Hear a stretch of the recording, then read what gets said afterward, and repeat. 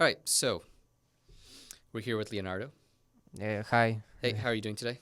Fine. Like, yeah, fine. And you? Yeah, I'm pretty good.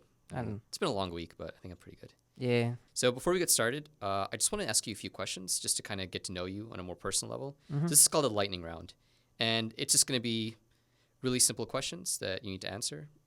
So the first question is, what is your favorite food?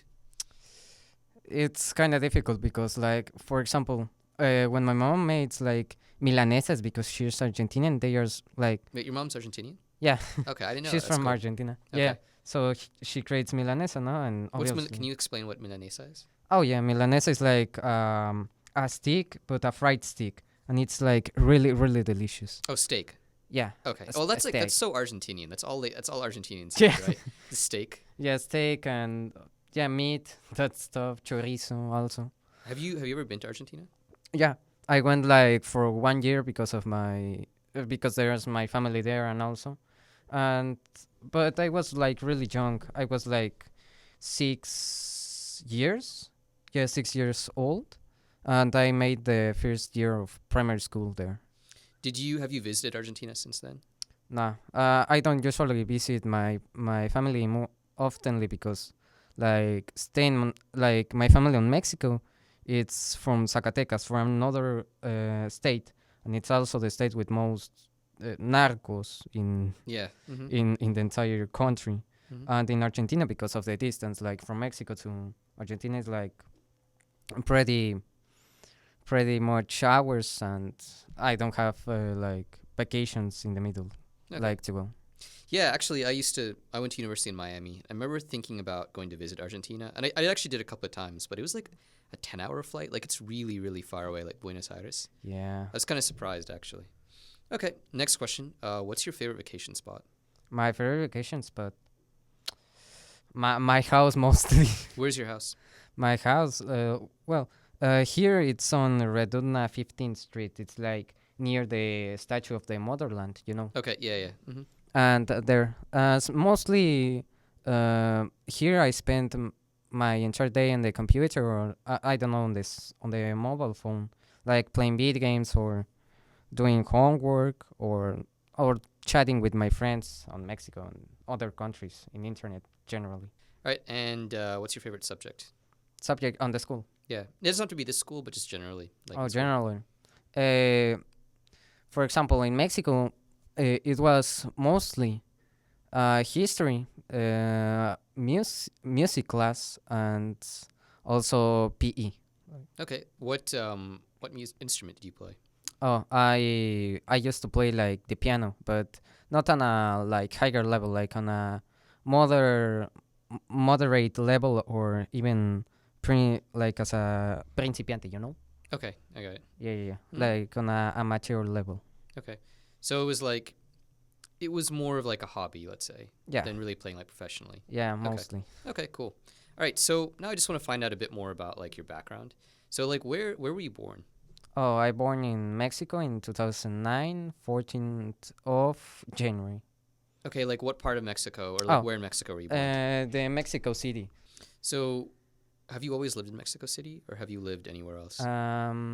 Like the first year of my life, I lived in Mexico, but after that, I went to Russia for like 4 years to make the kindergarten. Wait, Of so you went to kindergarten in Russia? yeah, Do you remember anything from living in Russia?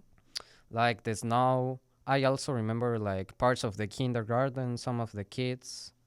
Uh, yeah, and that stuff. I learned even how to spell words and that stuff, but now I don't remember anything of Did that. did you go to an international school in so it was Moscow, right? Yeah, yeah, Moscow. Did you go to an international school in Moscow? No, it was a local school. So wait, But you went to a local Russian school? yeah, Wow, that's actually really interesting. So you said it was like the first few years of your life. So yeah, how old were you when you left Russia? like 5 or 6 years. Okay, so you basically attended like the first 2 years of school at a local Russian school. Yeah, so basically in my home I was more speaking Russian than actually speaking Spanish. So do you understand any Russian? I mean, I see you. I think you said you've forgotten pretty much all of it, right? Yeah, Okay. I don't understand pretty much. I understand like the first 10 numbers, like how to say goodbye, uh, also like hello.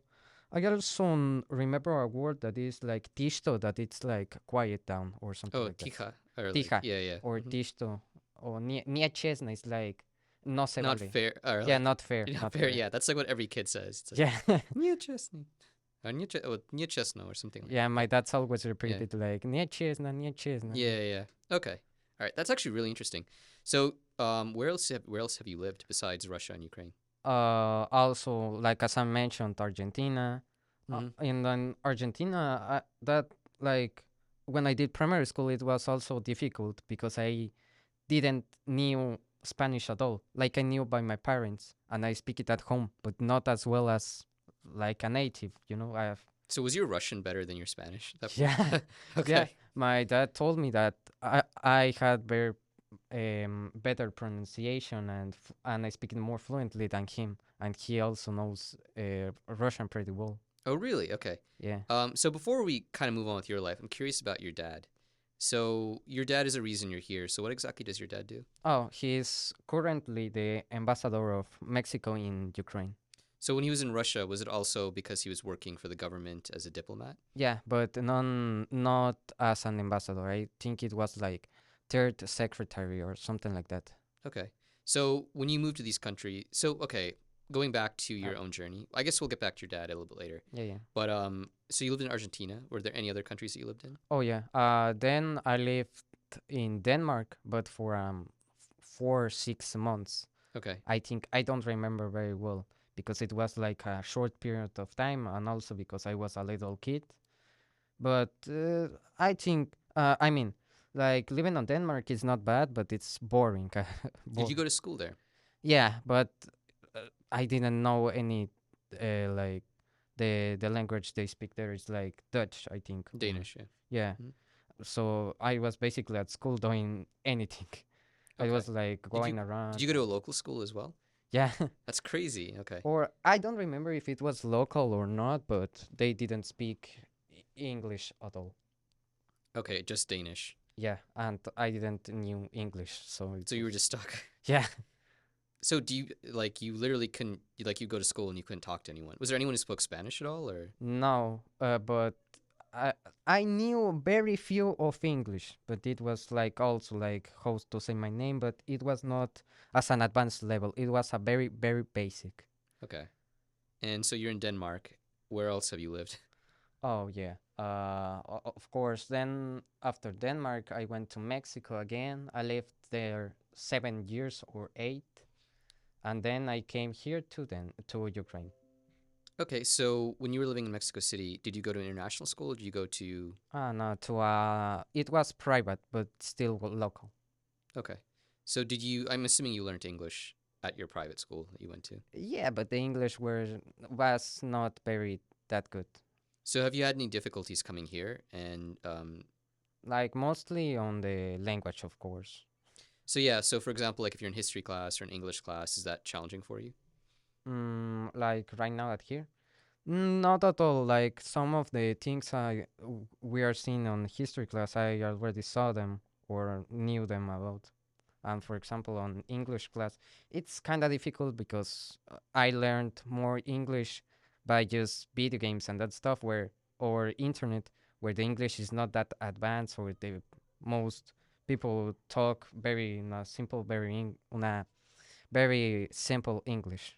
Yeah, it's funny that you say that because like I used to do a lot of online gaming back in Mm. the time when it even wasn't that popular, like as popular as it is now.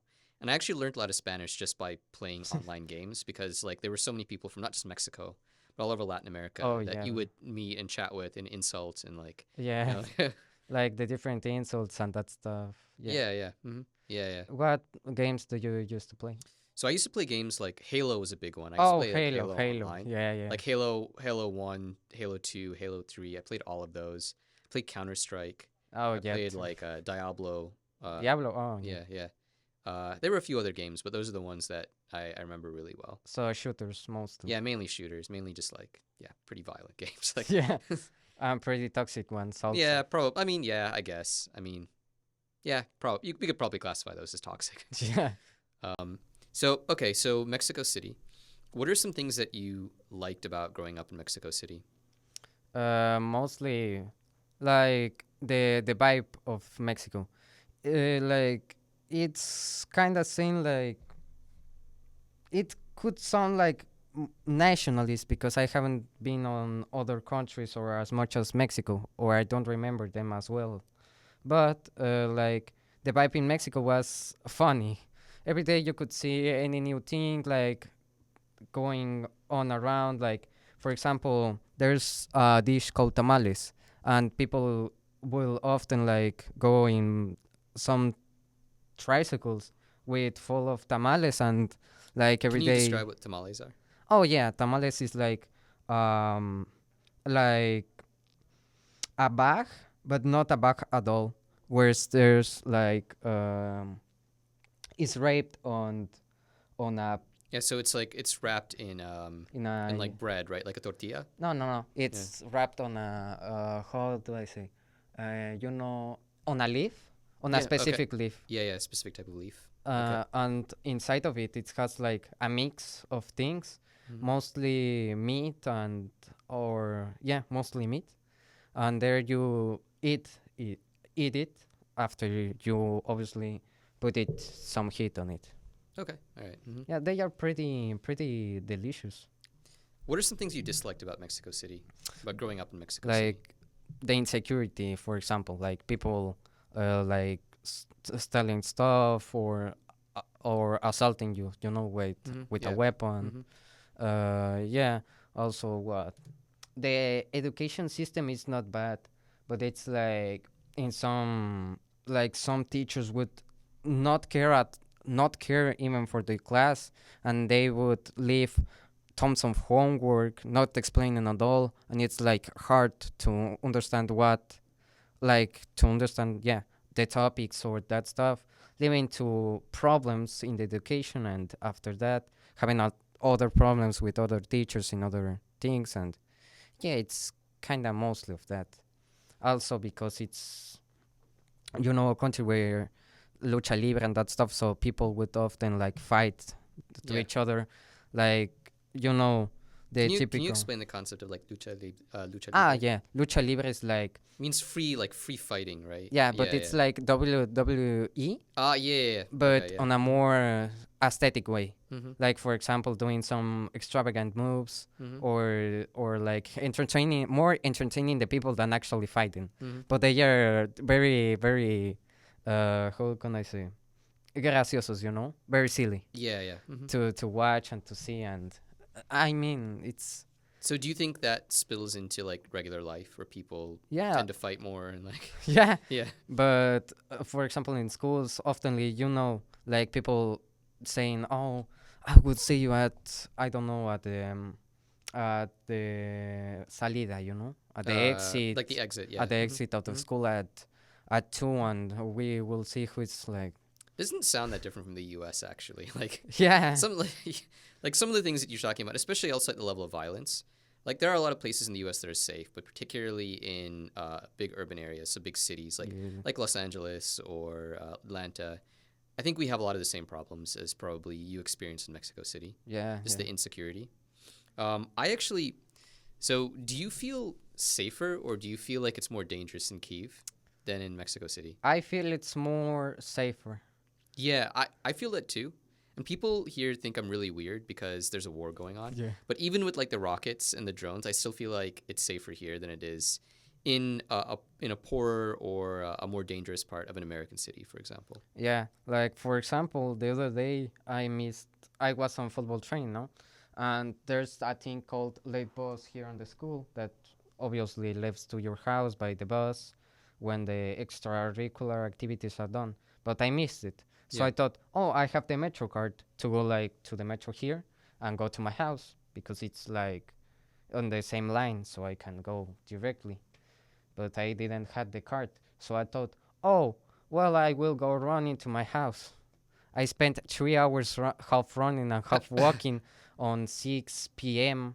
and it's very dark on this season, so It's dark, but still like yeah, it's not dangerous it's interesting also because like at all. there's a park next to our school, And I don't know what it'd be like in Mexico, but I feel like in the U.S. There would already be like drug addicts like settling down there and sleeping. Like on you Yeah, mean yeah, the on the other side next to the security hut. yeah. But it's actually pretty safe. Like there's just normal people like walking their dogs even after it's dark, and like that level of safety is not something that I'm used to. Yeah, yeah. In Mexico, there's also a place like similar to this, but it's very limited to a space. It's called Chapultepec. Chapultepec is basically the same with trees and that stuff, but it's way too insecure Yeah. to go at night Yeah, yeah. mostly. So I have a question actually. I think when a lot of people think of Mexico, especially from around here, the one thing they know about Mexico is like cartels. Yeah. So I have two questions. The first question is, how big a part of your like if you're living in Mexico City, Yeah. how big a part of your life is the cartel? Like, is it impact your life at all? Is it just something you read in the news? Like what difference? Like, does it affect you at all? The cartel affect me, to me not. But for example, also like going to visit my family on holidays that is on Zacatecas, who I mentioned earlier. So there's certain regions in Mexico Yeah, that are less safe because of the the narco, cartels mostly the north part. near the border. Yeah, Yeah, yeah. and for example, like as I was saying, Zacatecas is the most state with most cartel members, and it's very dangerous because of that. So I can't go to my family because, like on holidays, because of that. And it's like if I try to get to an airplane, it's way too like Expensive or yeah, it's yeah. way too expensive for mostly because of holidays. I went to like 3 days, 4 days, and I'm not gonna pay like 10 10 10,000 pesos for a flight The there, Zacatecas. and yeah, to Zacatecas, and then other 10,000 to my home, and Hmm. for three people like 60,000. It's To be honest, like the only reason I'd heard of Zacatecas is because I watched this series called Narcos. narcos. Yeah, Yeah, yeah. yeah. And to be honest, like I think a lot of Americans get their knowledge about Mexico. I mean, so first of all, a lot of Americans move and travel to Mexico. But Oh yeah. most, well, I think now a lot of Americans are moving to Mexico. But a lot of them travel to places like Cancun, or they watch TV shows like Breaking Bad or Narcos, which basically like Sell, they present Mexico as just having like cartel members and like selling sicarios everywhere. drugs, people dying Yeah, every exactly. time. Yeah, yeah. Yeah. So, I mean, if you're in Mexico City, it doesn't really affect your life at all, does it? No, but in a state that it's literally the same state but different, called Edomex or Estado de Mexico. Mm-hmm. Uh, it's more the narcos are most seen there, Okay. like on a cartel called the Zetas, Los Mm-hmm. Zetas. Los Zetas. Yeah, I've heard of that one before. Yeah, they Yeah. are, Mm-hmm. but I never like went out of the city because I didn't had like a reason to go out. Okay, so moving beyond your time in Mexico City, when did you find out you're moving to Ukraine? I first of all I knew that my dad was moving to another place as an ambassador because it's very new. Until this year, he wasn't an ambassador. Like it's the first time being an So this was ambassador. like a step up for his career. Yeah, Mm-hmm. yeah, he got an upgrade on his job. But yeah, I knew like on December of 2023, yeah, of the last year or November, but moved to Kazakhstan. You Oh, know, Kazakhstan. Yeah. yeah, Yeah. Yeah. Kazakhstan Mm-hmm. as the ambassador. Mm-hmm. But then it kept delayed, and I think, oh, then I will not go. I will stay here forever my life. Yeah, with my In Mexico friends. City. Yeah, and do the high school and that stuff. But then suddenly a colleague of my friend of my dad asked him, like, they were not doing the Kazakhstan thing, or it will take longer than it were expected. So why to not move to Ukraine? And he thought, oh well, it's gonna be a great upgrade to my career, so why not? And it's like his dream to be an ambassador. So it's Did he think about the war at all when he made the decision to move? yeah. He made. I knew about Ukraine like on May or April. So it was like kind of shocking because I was um, like in Mexico, there's a thing called like an exam and evaluation where you make to enter, where So yeah, an depending of your exam score, basically. Like yeah. you enter to a different high school. I Mm-hmm. was going to a public high school now because they are not as good as like the private high schools are not as good as the public ones. But yeah, so I was preparing for that exam the whole year, and then suddenly this new came, and I was like, now what I do, like like the things I was studying and Well, doing like great, the things like the qualifications on the school, the notes, the grades of on the school, to make it better to actually go to a better high school where to do nothing. So it was very difficult to me to accept to going to Ukraine. was there an option for you to stay, or was there really no option? The only option I had it was to stay with my family in Zacatecas because they actually lived on a village that that thanks to God it's not with the narco, so it's Mm-hmm. kind of peaceful there. But when my dad asked to my family, specifically to my aunt, yeah, aunt es tía, ¿verdad? Su tía, Tía, sí. yeah, Your aunt, yeah. yeah, to my Mm-hmm. aunt to if I could stay there. She one day she just like called me in the cell on the phone and told me like I couldn't because well being an ambassador is great, right? So it was no necessity to like go with them, and also because that village is not as improved. Like Mm-hmm. there's a lot of things. It's like it's very much it's undeveloped, right? Like Yeah, it's. it's more as a rural zone Mm-hmm. where still the farming and that stuff Mm-hmm. instead of like the It's un city. pueblo. Like Yeah, yeah, yeah. So it's like basically a small village, like a rural farming village. So there's not that many opportunities for you out there. yeah, and Okay. she told me that, and Mm-hmm. well, I cried for like 2 days about that Yeah, I understand. because everything, but So, before your dad told you that you guys are moving to Ukraine and that staying in Mexico wasn't an option, like, what did you know about? I mean, did you know much about Ukraine? Did you know much about the war at all? I Or know I only knew about Ukraine for the war. okay, Before it, I didn't even knew Ukraine because do people uh, in Mexico know that much about Ukraine, or is it just somewhere very distant? they know, but for the war, Right. most of them don't know about. If they joke, like for example, they will joke about Russia, but in general, not of Ukraine mostly. Had you ever met anyone from Ukraine at all, or Like when I stayed here, it was the first time. okay? So when did you move to Ukraine? I moved like let me like 12th of July. Yeah. And I remember it because 12th of July it was the day I was supposed to graduate to middle school. Or And graduate from middle school to high school? yeah, like they do graduations for that. And I remember like seeing at my friends like putting things on their social media, like on Instagram, like put photos of their graduation and that stuff. And I would, oh man, So you didn't get to attend your graduation because you came to yeah. Ukraine.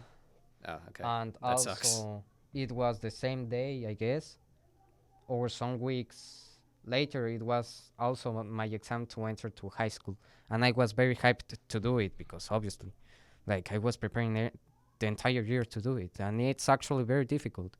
And I tried to see like, oh, how well could I make the test actually if I really understood the things I saw, or if I just like didn't So you pass. had a goal and you wanted to take the exam to achieve that goal, like getting a good mark on that exam and getting into Yeah, a better high school. like actually to see if the things I knew were actually useful to me, or I actually knew them better than like just saying, oh, I see this, but not explaining at all. Yeah, and I couldn't. Hmm. So did you come to Ukraine through Poland or through Moldova? Yeah, to Poland. I remember it was on Warsaw. I stayed for a day, and then after that, took a train Okay. to Kiev. So what were your first impressions entering Ukraine? During Ukraine, the first impressions I saw them like there was a lot of the trees. Hmm. Like in Mexico City, obviously there's trees, but as the city is very, very like United States cities, that it's like a lot of buildings And parking lots. and parking Yeah, like lots strip malls. and there's nothing else like vegetation. I mean, Hmm. Yeah, yeah. and in Mexico it's the same but much smaller and on a different way. So coming here to Ukraine, it was like, oh, there's a lot of vegetation. I didn't know. Like, I thought every city was like this. So, when you first came to Kiev, your impression was that it's very green. Like there's a lot of trees. Yeah, Uh, yeah. what else did you think Mm, about the about Kiev in general? Like your first time, like getting out of the train station, oh maybe even yeah, your first day. Like what were some things that you really noticed about Kiev? Maybe as differences from yeah. Mexico City. So the season I came, it was summer, obviously, but the summer was very hot. It was like 40 degrees, I remember, and it was like going completely naked in my house and still sweating. Hmm. And in Mexico, I mean, it was also hot, but I don't know if it's because it was July or because it's more hotter in this part of the on that part of the year in Kiev rather than in Mexico City, or why, but it was very, very hot. So when you came to Kiev and you kind of settled in, were you happy to be there? Were you like kind of Uh, angry? Did you just want to go back? Like what yeah, were your feelings? I wanted to go back like for 2 months before entering the school. And after I entered the school, well, I said, well, I'm gonna stay here like for some months, and then I will see if I could get to Mexico again. And that's being honest, that's still my goal, like to get to Mexico again the most quickly as possible, but not because it's I a disgusting country or things like that, or because of the war. It's more like a personal thing of like being nationalists and Wanting to be back in your own country. yeah, my friends doing again the comipems, the exam to the high school, and actually I want to enter a very famous university there. UNAM. I've heard of it before, yeah. Yeah, I wanted to enter UNAM because my favorite football team on Mexico, it's the UNAM team, the university team, Pumas. Hmm. So when you came to Kiev, uh, what was your experience with your first air raid? My first A rate. I remember the first A rate I was like chilling around because my parents told me, oh, it's nothing like as you will hear an alarm, but nothing will happen at all. Like if a bomb drops, we will die, but at least we didn't know. So as long as you can hear I kind of the agree to thing, an extent. Like, I mean, I feel like with drones, you're probably not going to like. I just honestly, I sleep through drones. oh yeah, yeah, I feel like I mean, and if you get hit by a drone, I don't know that you would die immediately just because they're smaller. I feel like with a rocket though, yeah, yeah. probably if you really get hit, you're just done anyways. Like, Yeah, I remember my first A rate. I was at my house, and then we go to a bunker. mm, And then we stayed like there a bit until the alarm went off, and go again.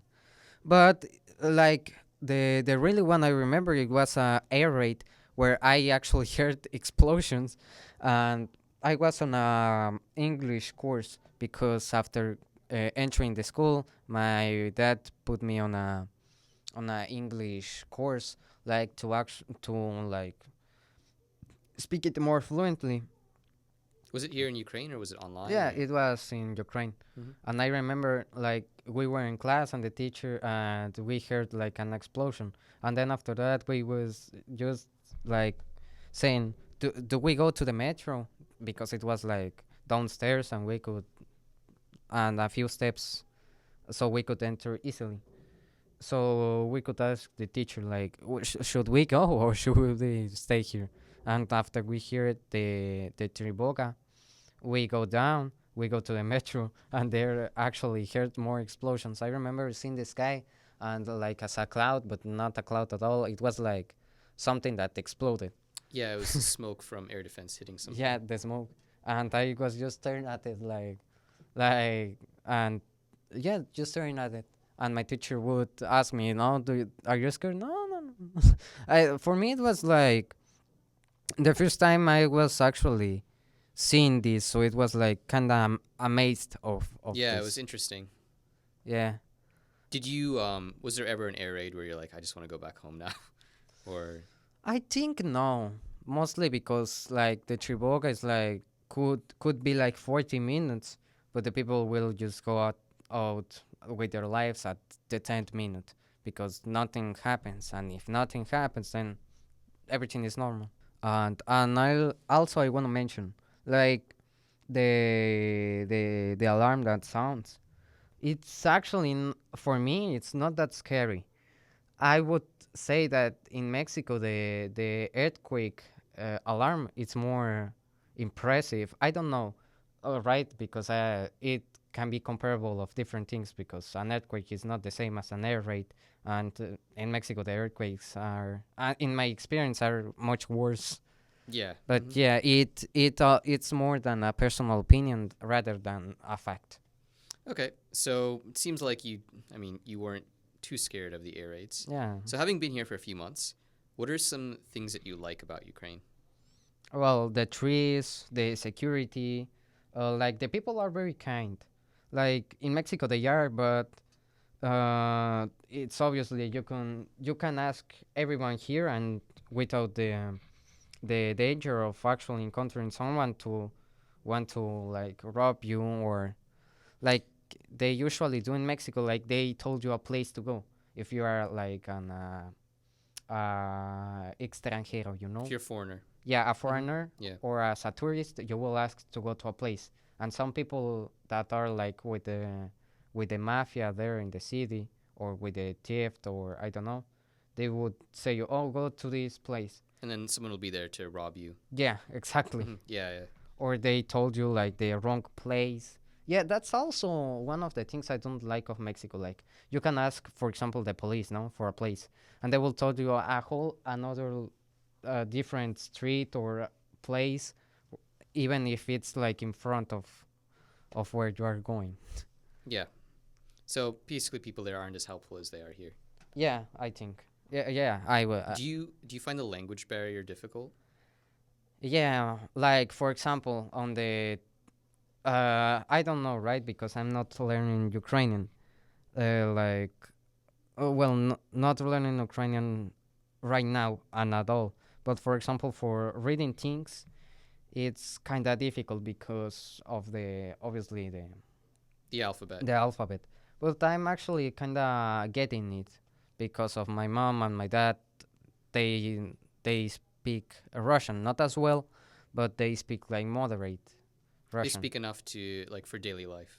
Yeah, so they would tell me, "Oh, this letter is a P, this letter is an R, this letter is like C," and that stuff. And that's the way I'm learning. Like the metro stations, I'm like saying it like in my head, like how should it like actually sound, and then I read below Yeah, in the alphabet. that's a new thing. I think I came here in like 2017, and there was absolutely nothing written in English, like as far as I remember. Yeah, So I think that writing things in English or having like metro stations and stuff written in English in the metro is maybe something that happened in the last 2 years. I'm not really sure, but it definitely helps. yeah, yeah. It helps. It helps a lot. So is there anything that you don't like about Ukraine What I could say.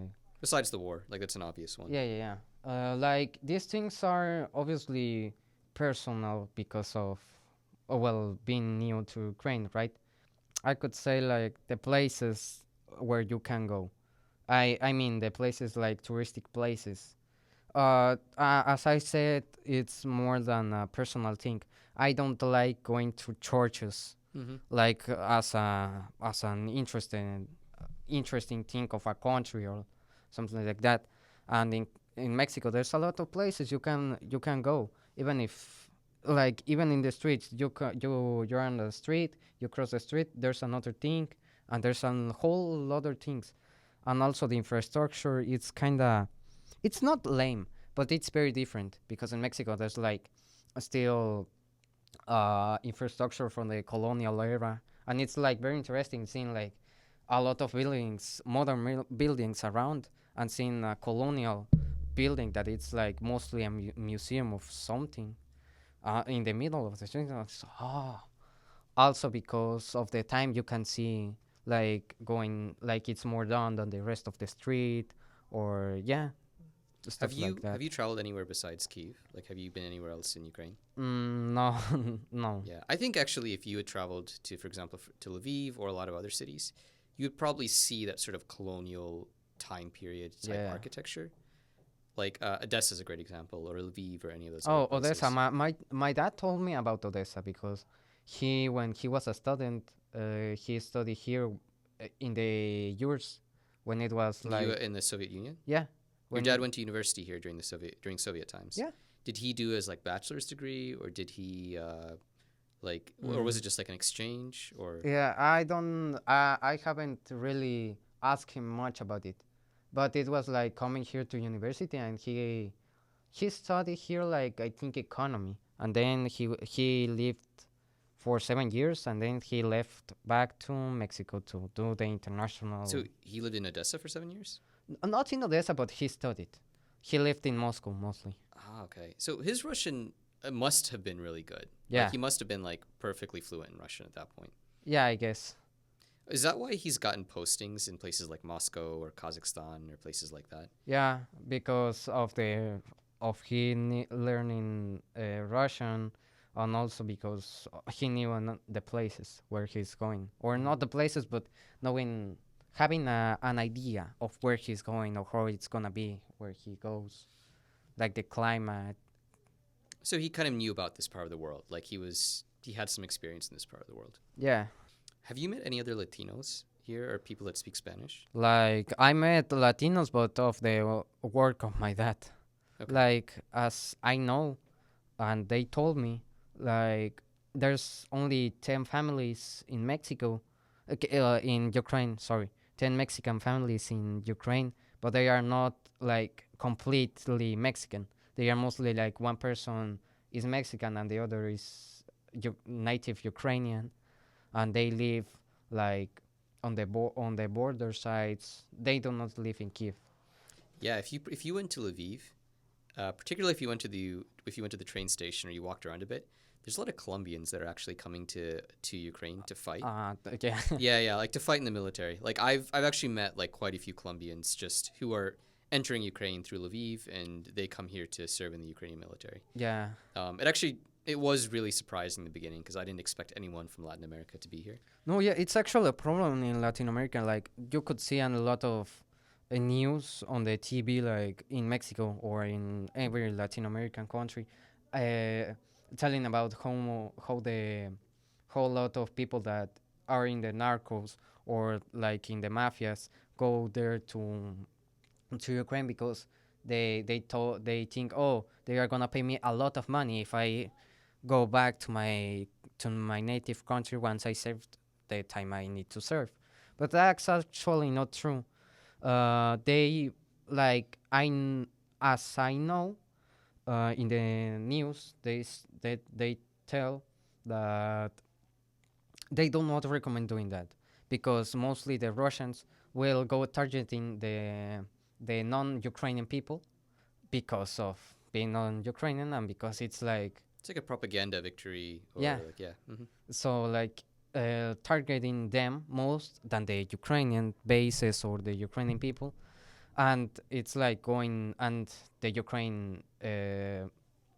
I don't know. This is a political thing. I don't wanna get into more discussions, but basically, as I know, the Ukrainian government sent them to the front, like because of them not being Ukrainian, they don't have problems with I them, Yeah, and I've heard that. I don't know how true that is.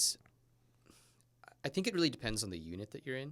yeah, But I have heard, because like depending on what unit you're in, you have commanders that will either respect foreigners and will treat them like any other Ukrainian soldiers, or you can have commanders that see foreigners as expendable. yeah, So they think, okay, we can just send these foreigners into the front lines, and if they die, it's not as big a deal as if a Ukrainian soldier dies. yeah. I've heard that before. I don't know how true that is, and I don't know like how much that actually happens, but yeah, I'm sure it's happened at least once, right? Yeah, yeah. Mm-hmm. Like for example, I knew in the job of my dad that it was a problem for some weeks. It was a Mexican guy that they wanted to him to not go to the to fight to the war because it was going like to a suicide, you know. But he was really in need to going to fight for Ukraine because of the payment they would give him, and sadly he died a few weeks or a few days after they told him to not do it, and now they are like trying to give the like The body yeah the or the remains. yeah the remains to to their family in Mexico because they were actually the ones who called the embassy to like not like To to inform them that this guy was coming to fight. yeah to stop him, to search a way to stop him to not go, but he didn't care. And Was this guy like? Was he motivated by money, or was it he? yeah, he told not my father but a colleague that he went here because a Colombian told him there was a good payment, and in Mexico the payment is not as good as here in Ukraine or in other countries. So he thought, or I would go there and I would get a bunch of money. It's actually sad because it's like they are motivated by the Yeah, circumstances and not actually like the cause of liberating Ukrainian territory or. yeah, and also because it's not like actually it's as I said, this was suicidal because of the yeah because of The way the war everything. is. Mhm. Yeah. So, last question. What do people here think when you say you're from Mexico? Or, like, how do they react? Oh well, it's kind of funny sometimes because they sometimes when I came here to the school, they ask me, do you speak Mexican? Like as it was another language, Yeah. and I was just like, yeah, I speak Mexican, I speak Mexican. I mean, it's Mexican Spanish is kind of Yeah, it's sometimes different. it's like its own language. Yeah, it's like I understand why they say that because it's like not like there's very different variants of Spanish, like going to Colombia, to Argentina. Puerto Rico, Yeah. Argentina, Hmm. Chile, Peru. It's not just the same of Mexico or Spain, for example, that they are learning most Spaniard language that it's not used mainly. Yeah, yeah. They don't like, for example, like vosotros or Yeah, like different words that are just aren't used in Latin America. yeah, like they don't use it because of the same thing, and it's like that's why I want to actually go to enter to Spanish classes, like as a second teacher to teach like some different words, and and to teach like more Latin American instead of like Instead of just European Spanish or. yeah, Hmm. because it's actually most helpful to know like Latin American because most people will understand you, or at least they will not see you as a foreigner. So, what other reactions have you gotten when you tell people you're from Mexico? I don't remember very well, but they will ask me things like the food, like ask me things like you remember, no? Like Katia saying there was Latina baddies. Yeah, yeah. Like, I don't know where she saw that. Maybe TikTok. I don't know. Yeah, maybe. Yeah. Uh, I was actually really shocked by that because obviously, like, I knew what that meant, but I didn't expect someone here to have heard that term before. yeah, yeah, because it's not like people will ask normally. To be honest, like, I always thought of like Latina. I always thought of that being from like somewhere like Los Angeles or like more of like Oh yeah, like kind of like more like a Mexican American thing really than a yeah, Mexican from the thing. south. Yeah, yeah. Rather than yeah, it's Yeah. actually like that, but now in Mexico, especially in the city, they are taking like that part, but not as in United States. There's like similar like the talks of United States like the cholos, but Yeah, the yeah. yeah. There was a actually, well, yeah. So for the listeners, today is basically Halloween, and I wasn't even thinking. There was some kid who was dressed like a cholo, and I actually asked him whether he was dressing up as a cholo, and then I realized that he has no idea what that is. Like here in the school today. Yeah, yeah, like he had like the chain and the hat, Oh, and he was like you ask like a Fidot. yeah, yeah, it was Fidot. Fidot. Yeah, yeah. Yeah, It's funny that okay, so I can like now we can confirm that he did dress up like a cholo, right? Like, Yeah, I asked him like, are you like a cholo or you are a cholo like also Jane that his hair like His sister, yeah. sister, and he wouldn't respond, or he I don't would think he knows what a wait. cholo is. No. But I said the same thing to him this morning. So like, Yeah, they so yeah. seem they seem like similar, but yeah, I understand because it's like For listeners, like I don't know how to explain what a cholo is. You should just Google it. Like yeah, it's like a dog. yeah. Or it's like a Mex. I see it as being like a Mexican American wannabe gangster kind of. Yeah. Yeah. Okay. Cool. All right. Well, those are all the questions I have. Do you have anything else you want to say before we sign off? Like, I mean, Ukraine is like to get to the point where I tell like about the like going back to Mexico. I repeat, it's like most of a personal thing. Like, I think Ukraine is a beautiful city. If we do Beautiful not, country. yeah, a beautiful country and a beautiful city also. If we do not take into account that it's in war, but it's more personal to me, like because my family, friends, my goals even are Mexico. Mm-hmm. Everything is in Mexico. Like also communicating by my friends is like 9 hours difference from here to Mexico, and it's difficult to actually spend time with them, play with them. So yeah, but yeah, I try to mean like Ukraine is beautiful, and I will stay here. And if I like weren't too nationalist, or if I had my goals centered more of international, I would say I would rather be in here in Ukraine than on other countries. Awesome. Well, thanks for coming on the podcast. That was super interesting. Yeah, and I also wanna say real quick, like the metro here is more smaller than in Mexico, and that surprised me the first time I take a metro. Well, at least you have a metro. In a lot of American cities, we don't have a metro like this. This is No? like this metro in Kyiv is better than any metro I've ever seen in the U.S. Oh yeah, in the U.S. mostly I have seen videos, but like videos of people like being like homeless, being there, Yeah, like committing criminal acts or like just doing like really stupid things in the metro. yeah, or people like dancing on the metro, Yeah, like yeah. on the poles doing tricks, or like with their campaign houses, like being there. It's awful. Yeah.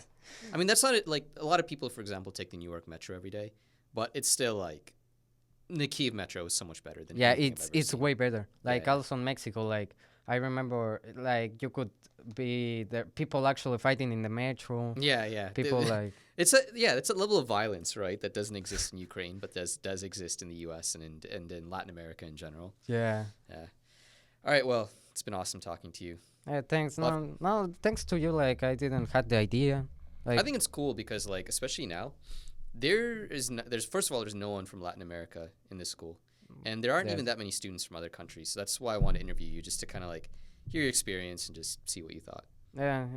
No, also because this study, as we talked a lot earlier, that it's not used at all. So it's like a good thing to use it. You know. To use a recording studio. Yeah. It is, isn't it? It's cool. Yeah. All right, cool. All right, well, if you decide to leave, we'll have another conversation. Yeah. But So thanks, Mr. Mate, again for inviting me to this podcast, and yeah, that's all. for sure. All right. Yeah.